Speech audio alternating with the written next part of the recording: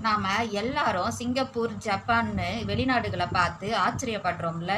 அங்க எல்லாம் எப்படி இவ்வளவு வசதி இருக்கு? அங்க இருக்கிற மக்கள் எப்படி இவ்வளவு கௌரவமா வாழ்றாங்கன்னு யோசிச்சிருக்கீங்களா? அவங்க ஒண்ணும் மேல இருந்து குதிச்சவங்க இல்லங்க. அவங்க செஞ்சதெல்லாம் ஒண்ணே ஒண்ணுதான். தன் நாட்டு வளம், தன் நாட்டு மக்களுக்கே அப்படிங்கிற ஒரு வைராக்கியத்தோட இருந்தாங்க. இதைத்தான் இவ்வளவு காலமா அண்ணன் சீமான் சொல்லிக்கிட்டு இருக்கிறாரு. நம்ம ஏன் எப்பவுமே மத்தவங்க கிட்ட கையேந்தி நிக்கணும்? நம்ம கிட்ட இல்லாத வளமா, நம்ம கிட்ட இல்லாத அறிவா, நம்ம ஊர்ல தண்ணி இருக்கு, விவசாயம் இருக்கு, தாது மணல் இருக்கு. ஆனா இது எல்லாமே யாருக்கோ லாபத்தை கொடுக்குது. நம்ம வீட்டு பிள்ளைங்களோ வேலை இல்லாம வேலை தேடி அலைஞ்சிட்டு இருக்காங்க. இந்த நிலைமை மாறணும்னா நம்ம மண்ணை நேசிக்கிற ஒரு அரசியல் இங்க வரணும். அதுதான் தமிழ் தேசியம். இத்தனை காலமா மாத்தி மாத்தி பார்த்துட்டோம். ஆனா நம்முடைய அடிப்படை தேவைகள் கூட இன்னும் அப்படியே தான் மாறாம இருக்கு. இனிமேலும் மத்தவங்க நம்ம வாழ்வை மாத்துவாங்கன்னு காத்திருக்கிறதுல அர்த்தமே இல்லைங்க.